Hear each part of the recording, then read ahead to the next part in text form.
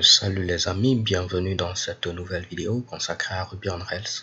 Dans cette vidéo, comme promis, nous allons tenter de faire un petit TP qui va nous permettre de pouvoir créer notre première vraie application web avec Ruby on Rails. Cela va nous permettre de mettre en pratique tout ce qu'on a vu jusque-là. Ok, donc là, ce que je vais faire dans un premier temps, c'est vous présenter le résultat final qu'on aura après ici ce TP, histoire que vous ayez une petite idée de ce qu'on va construire dans cette vidéo. Donc là, on a quelque chose de classique. J'ai le titre de notre fameuse application web, de notre site web. J'ai ici un menu, donc Home, About, the Team, Journal, Contact Us. J'ai un ensemble d'articles et je peux cliquer par exemple sur l'un des articles histoire d'avoir un peu de détails. Ok, je peux revenir sur la page d'accueil. De même, je peux cliquer sur Contact Us pour avoir ici la page de contact. Et là, vous voyez, c'est juste un petit Mitsubishi avec Google Maps. Ok. Et je reviens sur la page d'accueil. Je n'ai rien fait pour About, pour le team, pour le journal. Mais après, libre à vous de pouvoir le faire. Ok. Parce que ce ne sera pas vraiment quelque chose de compliqué. Au niveau de Home, c'est la route principale. C'est notre page d'accueil. Au niveau de Contact Us, comme vous pouvez le voir, on a une autre route, c'est ici Contact Us.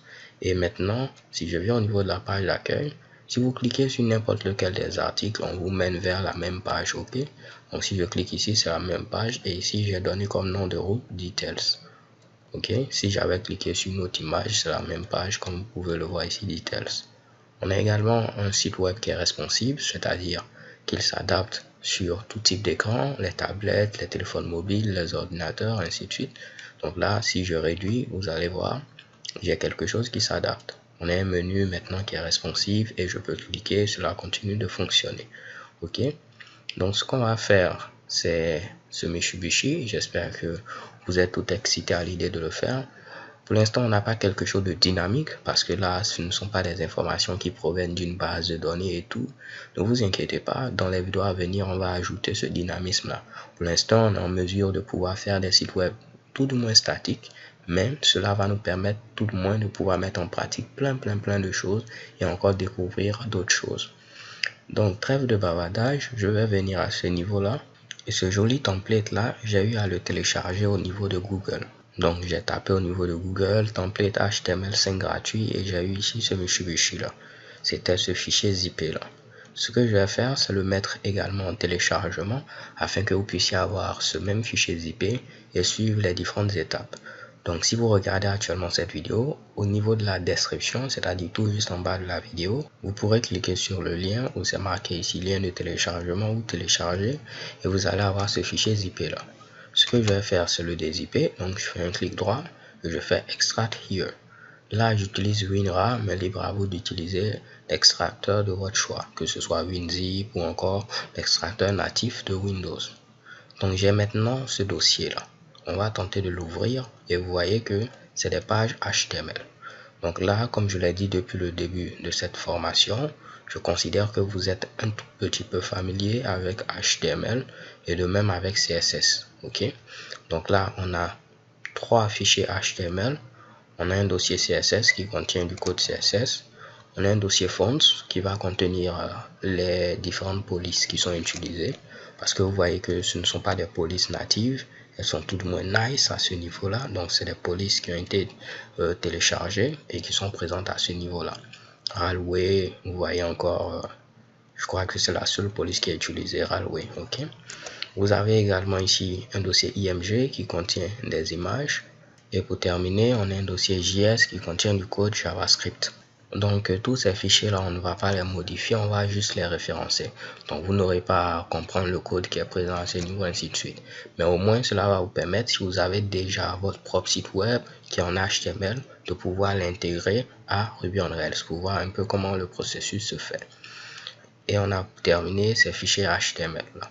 On va ouvrir la licence, c'est très important lorsque vous téléchargez quelque chose que vous n'avez pas fait, de pouvoir comprendre ou bien tout du moins savoir les droits et devoirs que vous avez. Là par exemple, on dit que les fichiers téléchargés sont free, sont libres d'utilisation pour des projets personnels, mais il est recommandé ou est apprécié de pouvoir au moins attribuer les droits à ce site là. Je l'ai téléchargé sur Pixel Int. Ok, Donc nous, on va rien enlever, on va leur laisser les attributions, mais libre à vous après de faire ce que vous voulez avec, ok. Il faudrait tout de moins être conventionnel et tenter de respecter la licence. Ce qu'on va maintenant faire, c'est créer un nouveau projet Ruby on Rails. Donc j'avais déjà ce projet là, c'est lui que j'ai eu à vous présenter ici, histoire de vous donner une idée de ce qu'on va faire. Je vais le supprimer. De même, je vais supprimer ce fichier zip là. Donc là, il me dit que je peux pas le supprimer parce que je dois couper le serveur ici, sortir également de ce dossier là. Ok, je vais réessayer et checker bon. Ok, celui-là on va le garder, comme ça je pourrai le mettre en téléchargement pour vous. Donc on va créer un nouveau projet Ruby on Rails. Je viens à ce niveau, je fais CLS. J'espère que vous allez pouvoir voir ce qui est présent ici. Pourquoi pas, je vais tenter d'augmenter la taille des caractères, mettre ceci à 16 et je fais OK. Parfait. Donc pour créer un nouveau projet, comme on a vu, on va faire ici Rails new suivi du nom de notre projet, de notre application. Nous on va l'appeler ici magnetic underscore app. Ok, donc je mets ici Rails new magnetic app et je suis dans le dossier tutorials. C'est ce dossier là, vu que c'est ici que je souhaite mettre tous mes projets Ruby on Rails. Donc je viens à ce niveau, je valide et Ruby on Rails va me créer un nouveau projet qui va contenir ici toute la structure qu'on avait eu précédemment, tous ces fichiers générés par défaut qui vont nous permettre de pouvoir très rapidement développer notre application web. Donc on va patienter un tout petit peu afin que ce travail là puisse être effectué. Pendant que cela est en train de se faire, je vais venir ici, ouvrir le fichier qu'on a eu à dézipper et voir ici chacun des fichiers. Ok, on va ouvrir par exemple index.html. Je vais le mettre à ce niveau-là. Je peux maintenant fermer ceci, je n'en ai plus besoin. Et vous voyez au niveau de index.html, c'est la même chose qu'on avait précédemment. Si je clique ici, vous voyez, ça nous redirige également vers détail. Seulement que actuellement, vous voyez, on a des fichiers ici avec l'extension HTML où on va avoir des routes tout du moins assez nice. Si je clique sur contact, vous voyez que cela fonctionne également. On aura ici notre carte qui va fonctionner. Donc tout ce qu'on aura à faire, c'est de bien intégrer cela, mettre les bons fichiers CSS, les bonnes images. Et normalement, rien de bien compliqué, comme vous pouvez le voir, parce que tout est déjà présent. Nous, on va seulement changer les routes, histoire de pouvoir avoir quelque chose de concis avec Ruby on Rails.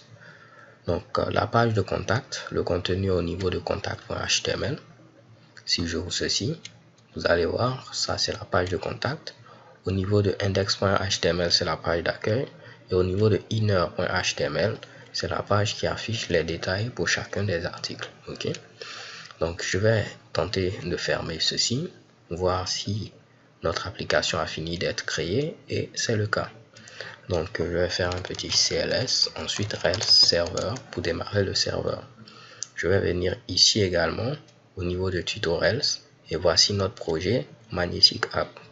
Je vais essayer de le mettre au niveau de Sublime Text histoire de pouvoir modifier le contenu de notre application. Donc j'ai ouvert Sublime Text ici, je vais glisser, déposer ceci et checker bon. Donc là, juste pour tester, on va venir au niveau de config, ensuite route.rb et on va définir notre première route qui va représenter la page d'accueil. Donc je vais enlever tout ce contenu qui est là par défaut et on va mettre ici route. Je mets ici page et je rajoute ensuite home. Pour dire que si on vient sur la page d'accueil, il faut appeler le contrôleur page et l'action home. Il nous faut donc créer ce contrôleur là. Donc là, j'ai tout simplement ce problème là parce que j'ai oublié de me rendre dans le dossier Magnetic App. Donc je dois me rendre d'abord dans le dossier de mon projet et ensuite faire Rails S. Je viens au niveau d'un autre terminal, un autre onglet, si je peux m'exprimer ainsi, et là on va générer le contrôleur. Donc je viens premièrement au niveau de Magnetic App, je ne vais pas oublier cette fois-ci, et je fais Rails generate contrôleur. Le contrôleur a pour nom page et je veux aussi une action home. Donc je mets ici home. Donc là on l'avait déjà vu, on peut mettre Rails G ou Rails generate. On veut générer un contrôleur. Le contrôleur a pour nom page et si on a des actions on peut les mettre. Moi j'ai une action home mais je sais que j'aurai une autre action contact et une action détail. Ok, donc je les liste comme cela et je valide. Ruby on Rails va donc me générer mon contrôleur, mes 3 actions et de même que les vues. Donc là, pas de problème. Si je viens à ce niveau-là, mon serveur est démarré. On va attendre que le contrôleur puisse être généré, de même que les actions et les vues. Et on va tester cela au niveau du navigateur. Donc le travail a été fait. Ruby on Rails a tout généré. Je vais confirmer. Ici, je vais pour l'instant enlever ceci et je vais le faire moi-même. Ok, donc on aura la page d'accueil, ça c'est la bonne route. Je vais dire on aura également contact us comme ceci. Le contrôleur qui sera appelé c'est le contrôleur page et l'action c'est l'action contact. Je vais mettre ensuite, on aura ici details. Le contrôleur qui sera appelé c'est le contrôleur page toujours et l'action c'est l'action details. Oups. Parfait. Je viens au niveau de app, contrôleur, page contrôleur. Vous voyez, j'ai mes 3 actions. Et de même, j'aurai ici mes vues qui seront créées. Et pour l'instant, on aura du contenu fictif qui est présent à ce niveau-là. Tentons de voir si cela fonctionne. Je vais taper localhost. Je mets un 2.3000 comme ceci. Je valide. Et normalement, je dois être redirigé vers la page d'accueil. Et cette page-là est censée m'afficher ce Mitsubishi-là. Page home et find me in blabla. Ok. Et chez Kebam, vous voyez ici page home et ce find me là. Première des choses, je vais changer ici le nom qui est présent à ce niveau. Je veux tout simplement magnétique. Donc je vais au niveau de layout, application. Je vais remplacer ceci par magnétique tout simplement. Ok. Donc je viens à ce niveau, je vais tenter d'actualiser chez Kebam. Ensuite, je veux que si je suis sur la page d'accueil, il y ait magnétique-ici accueil. Si je suis sur la page de contact, magnétique-contact et ainsi de suite. Donc là, comme on l'a vu, ce sera très simple. Je vais mettre ici un tiret et je pourrais mettre ici mon fameux code IRB. Donc je vais faire ici yield comme ceci, title. S'il est vide, alors là, tu vas mettre tout simplement best web app. J'ai décidé d'écrire tout ceci en anglais. Ok. Maintenant, s'il n'est pas vide, qu'est-ce que tu vas faire? Tu vas mettre simplement le yield title. Donc, je mets ici yield, title. Je n'oublie pas de rajouter le deuxième point d'interrogation qui est présent ici. Ok. Donc, si le contenu de ce bloc est vide, tu mets best web app. Dans le cas contraire, tu mets yield title, donc ce contenu-là. Pour l'instant, vu que je n'ai rien mis, pour tout le monde, il va mettre ici Best Web App. Que je sois sur la page d'accueil ou sur Contact. Donc là, c'est Contact Us. Désolé, on lui place le contact chez Kebam. De même, si je mets ici Details, il va mettre Best Web App. Donc tout ce que j'aurai à faire, c'est venir au niveau de Contact. Je vais mettre ici le titre en utilisant Provide, comme on l'a vu.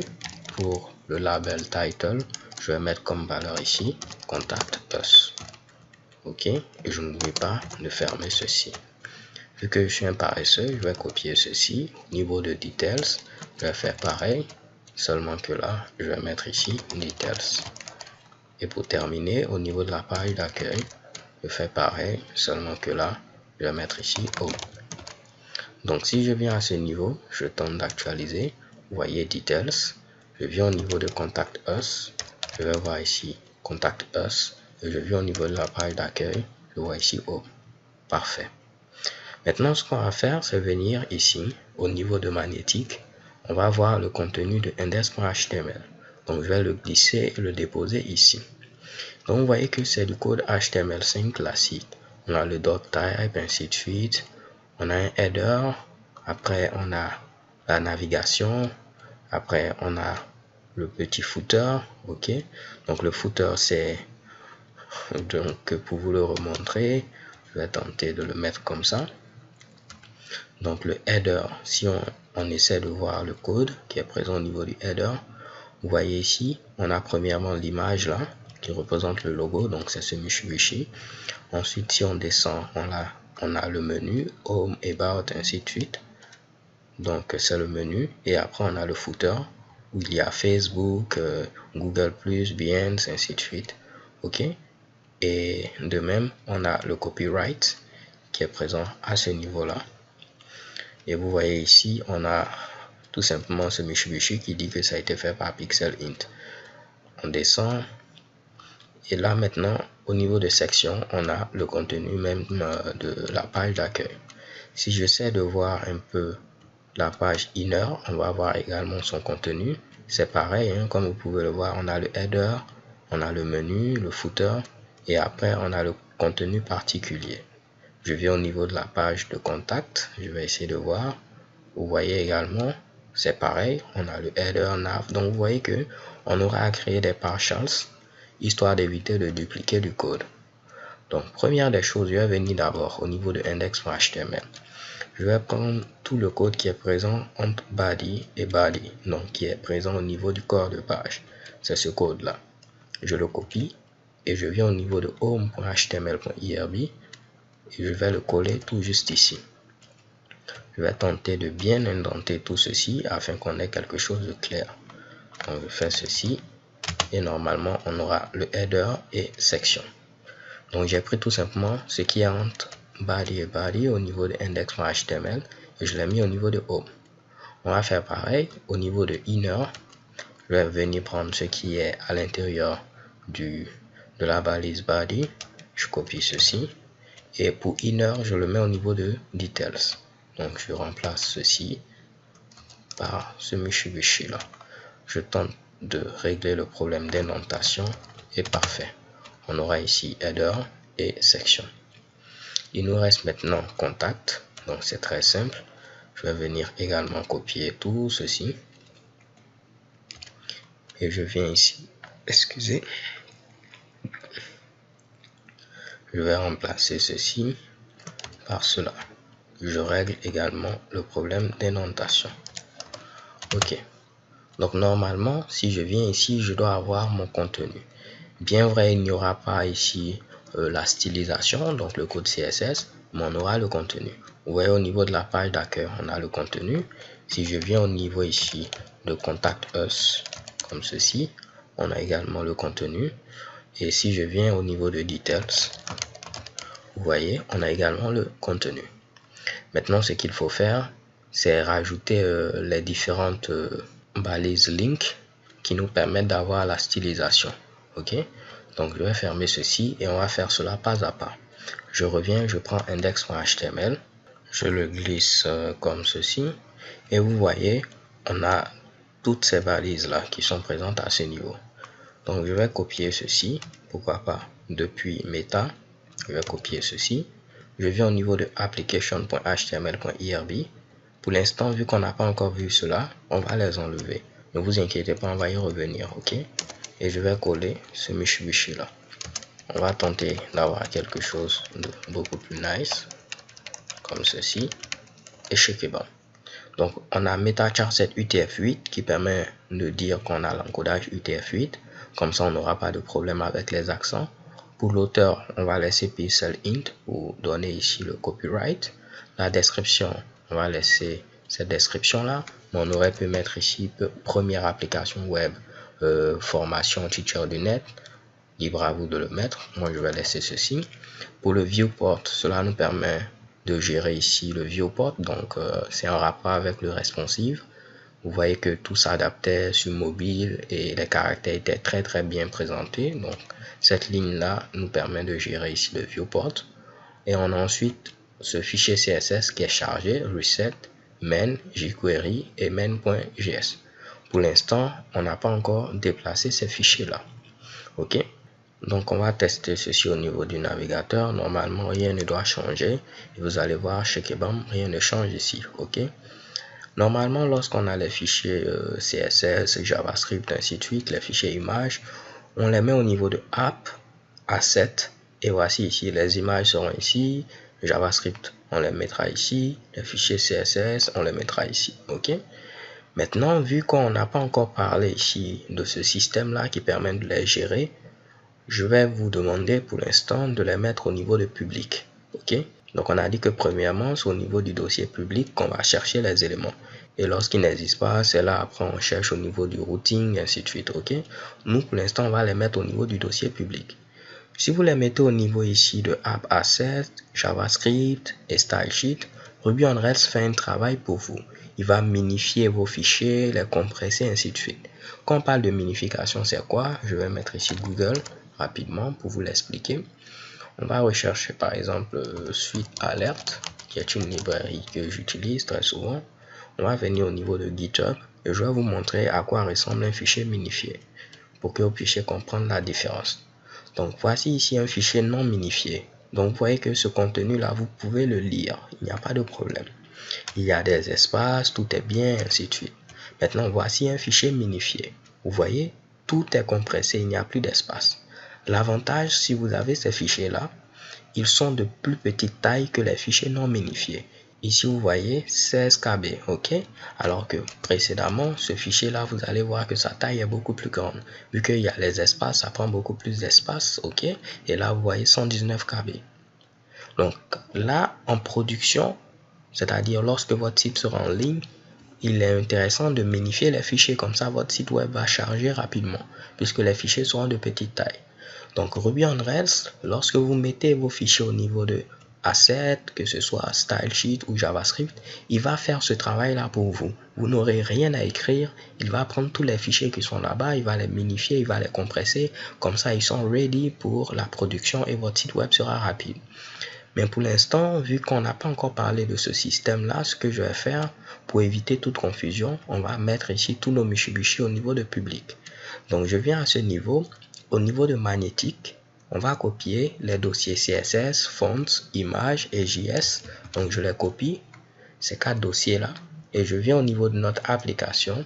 Au niveau du dossier public, je vais coller ici ces Mitsubishi-là. OK? Donc là, vous voyez maintenant, si je viens au niveau de public, vous allez voir ici, j'ai mon dossier CSS, font, image et JS. Donc cette fois-ci, lorsque je vais dire cherche le fichier CSS reset.css, il va premièrement chercher au niveau de public et il va bel et bien trouver CSS reset.css, de même que CSS main.css, et il n'y aura pas de problème. Ce qui va faire que cette fois-ci, si je viens ici et j'actualise, vous allez voir qu'on aura la stylisation qui sera appliquée. Et chez Kebam, voici le résultat. Si je viens également au niveau de la page d'accueil, vous allez voir la stylisation. Par contre, si je viens au niveau ici de Contact Us, comme ceci, vous allez voir que la carte ne va pas s'afficher. Pourquoi? Je vais vous l'expliquer. Si on vient au niveau ici du fichier qu'on a dézippé, contact, et je tente de l'ouvrir, vous allez voir que en plus de reset, main.css, jQuery et main.js, il y a aussi ces deux lignes là qu'il faut rajouter, ce qui permet ici de charger ici l'API de Google Maps et ainsi de suite. Donc je copie ces deux lignes là, je referme ce fichier là et je vais rajouter ces deux lignes là à ce niveau là. Ok, donc je mets ici ceci comme cela. Cette fois-ci, vu que maintenant cela est chargé, on pourra communiquer avec Google Maps et la carte va s'afficher normalement sans problème. Donc j'actualise et qu'est-ce que vous voyez ici? Chez Kebam, la carte s'affiche à ce niveau là. Ok, donc ce qu'on fait très souvent, c'est quoi? Je vous explique les gars. Les fichiers CSS, on les charge au niveau ici de head, donc à l'intérieur de la balise head. Mais en ce qui concerne les fichiers JavaScript, ok, très souvent on les charge avant ici le body. Comme ça, la page pourra charger très rapidement. Donc je viens ici, je colle ceci avant le body. Je vais tenter ici de pouvoir déplacer un peu cela également. Donc les fichiers CSS, on va les mettre au niveau de head, mais les fichiers JavaScript, on va les charger très souvent bien avant la fermeture ici de body. Donc là, j'aurai le même résultat. Normalement, tout va continuer de fonctionner comme vous pouvez le voir, seulement que en production, donc là, les liens ne fonctionnent pas. Mais si je viens au niveau de Home, cela permet de faire en sorte que nos pages puissent être chargées beaucoup plus rapidement. Donc maintenant qu'on a fait ceci, on va tenter de faire en sorte que les liens puissent fonctionner. Mais bien avant de le faire, on va créer nos partials. Si je viens au niveau de contact.html.irb, vous avez vu que le header il est répété ici, le header est répété également ici, et le header est répété également à ce niveau-là, au niveau de index de home plutôt html.irb. Donc ce qu'on va faire, c'est quoi? On va tout simplement copier le header qui se répète et on va le mettre au niveau de application.html.irb, au niveau du layout. Et ce que je vais faire, c'est quoi? Je vais le mettre avant le yield, mais je vais utiliser pour ce faire un partials.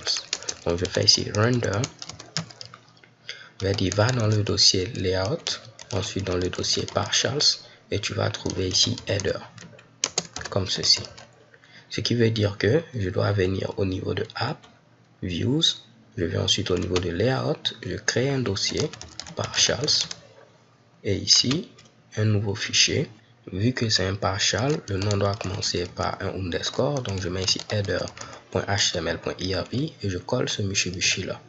Donc au niveau de contact.html.irb, je peux enlever cela vu qu'il est maintenant au niveau de application, et au niveau de details, je peux enlever également ceci. Donc ce qui va se passer, c'est quoi? Au niveau de application.html.irb, on met le header d'abord et ensuite yield. Donc yield va permettre de prendre le contenu qui est là et venir le mettre à ce niveau là, ce qui fait que le header sera toujours en haut et après le contenu. Ce sera pareil pour details, on met ici le header et après on met ici le contenu. Pareil pour home. Donc normalement rien ne doit changer, mais on va avoir un code qui est beaucoup plus ici mieux structuré. Ok, ce qui va faire que si je viens maintenant ensuite au niveau de header, notre partial, je vais encore le décomposer. Vous voyez ici, ça c'est le menu, n'est-ce pas? Je vais couper ceci et je vais le mettre au niveau d'un fichier à part qui sera un autre partial. Donc je vais l'appeler nav. Donc je mets ici render layout partials et je rajoute ici nav comme ceci.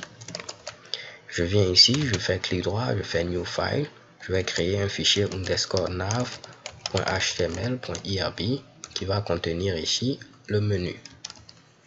Ok, je fais de même pour le footer qui est présent à ce niveau là. Je vais le couper, je vais remplacer ceci par render layout partials et je mets ici footer comme ceci. Ce qui veut dire que au niveau de partials, je dois créer un nouveau fichier footer comme ceci .html.irb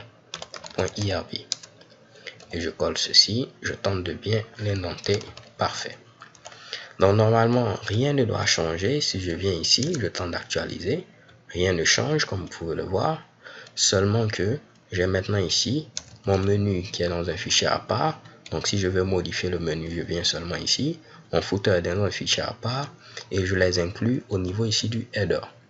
Donc vous avez vu qu'au niveau d'un partial, ici header, je peux inclure d'autres partials. Ok, donc maintenant que cela a été fait, ce qu'on va faire c'est quoi? C'est modifier le menu. Pour l'instant, vous voyez que home, il mène vers index.html. Nous, on va remplacer ceci par un link to. Donc je mets ici ceci, j'utilise mon helper link to et je vais dire que ce sera home et ce sera quel contrôleur à ce niveau là. Je vais mettre ici contrôleur, ce sera le contrôleur page et l'action home. Donc je mets ici action home. Je vais tout simplement copier ceci, le mettre également pour contact us. Ici, et barre de team et journal, je n'ai rien mis, donc je vais les laisser comme ça. Ok, là je mets contact us, c'est le contrôleur page, mais cette fois-ci l'action contact. Je viens à ce niveau, je tente d'actualiser. Maintenant je peux cliquer sur home, vous voyez cela fonctionne. Je clique sur contact us, vous voyez également cela fonctionne sans problème. Ok, donc là je tente de glisser et tout fonctionne à la perfection. Maintenant, il nous faut le lien qui permet ici, lorsqu'on clique sur ce Mitsubishi, d'aller vers Details. Pour l'instant, vous voyez qu'il mène vers inner.html. Donc, je vais venir au niveau de Views, Page, et je vais prendre ici home.html.irb. Vu que c'est au niveau de la page d'accueil, si je reviens, qu'on liste les différentes images. Donc, c'est là-bas qu'il y aura les liens. Donc, voici ici les liens inner.html qui sont présents partout ici. Donc nous on doit remplacer ces Mitsubishi là par un link to. Premièrement, je peux venir ici, comme on l'a vu, je peux mettre ici /details. Cela va fonctionner, n'est-ce pas? Si je viens ici, j'actualise, je clique ici, vous voyez que cela fonctionne sans problème. Mais comme je vous l'ai dit, il est beaucoup plus recommandé d'utiliser un link to avec contrôleur et action. Comme ça, vous n'aurez pas à changer ici cela. Parce que si on change après la route ici, vous serez obligé de revenir au niveau de home et modifier tous les inner.html. Ce n'est pas vraiment efficient. Maintenant là, c'est quoi? Le link to qu'on a vu jusqu'à présent, c'est ce link to là. On met link to, on met le texte qu'on souhaite mettre et après on met un contrôleur comme ceci. Ici, ce sera le contrôleur page et l'action, ce sera l'action details. Ça, c'est ce qu'on a vu, n'est-ce pas les gars? Le problème, c'est que je ne peux pas venir copier ceci, tout ceci, et le mettre au niveau ici du link to. Si je le fais, il ne va pas le considérer ici comme du code HTML. Il va le considérer comme du texte, ok? Donc, ce que vous pouvez faire, si vous avez ce qui va représenter le contenu de votre lien qui est du code HTML, ce que vous pouvez faire, c'est utiliser cette syntaxe-là.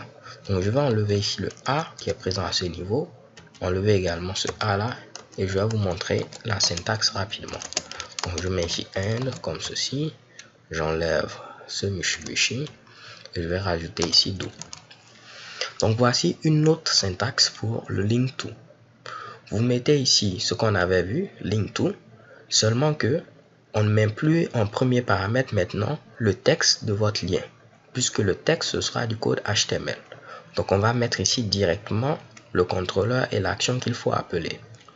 Maintenant après, on met ici do, on met le texte qui va représenter le texte de notre lien et après on rajoute ici end.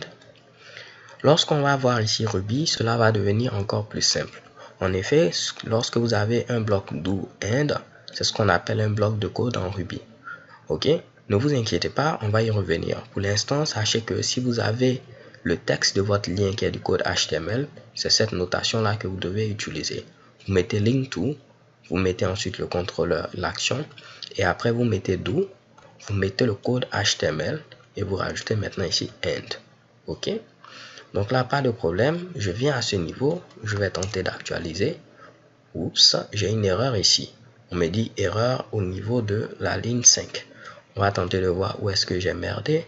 Je regarde ligne 5, c'est ici. Pour éviter l'ambiguïté, je vais mettre ici les parenthèses. Comme ça, j'ai mon link to. Voici le contrôleur page, l'action details. Ok. Donc là, vous devez mettre les parenthèses pour éviter des ambiguïtés. Si je viens ici, normalement, cela doit fonctionner. Je clique ici, je suis vers details. Pas de problème. Maintenant, si j'enlève les parenthèses, cela peut créer une ambiguïté à ce niveau-là. Il ne va pas bien comprendre ce que je veux. Si je viens ici, je tente d'actualiser, vous voyez que j'ai une erreur. Donc, je peux enlever ces accolades-là. Je veux dire accolades et je disais parenthèses. Je viens à ce niveau, vous allez voir, cela fonctionne. Ok? Donc, dans ce cas-là, mettez les parenthèses. Comme ça, vous allez éviter toute ambiguïté. Donc pas de problème, je viens à ce niveau, on reteste une dernière fois, cela fonctionne. Donc tout ce que je vais faire, c'est copier ceci, remplacer ce Mitsubishi là, et je vais faire de même partout. Donc je peux utiliser un raccourci au niveau de Sublime Text, parfait, et tous les A, je vais également les remplacer par ce end là. Et j'aurai partout maintenant ce link to, j'ai mon do, j'ai mon contenu et mon end. Si je viens normalement ici, je tente d'actualiser, je clique à ce niveau, cela fonctionne. De même, je clique ici, cela fonctionne. Donc les gars, c'est tout pour cette vidéo. On va voir dans la vidéo suivante comment améliorer notre petite application, ne vous inquiétez pas. Mais on va s'arrêter là, histoire d'éviter de compliquer les choses. Je vous donne rendez-vous à la vidéo suivante. Peace.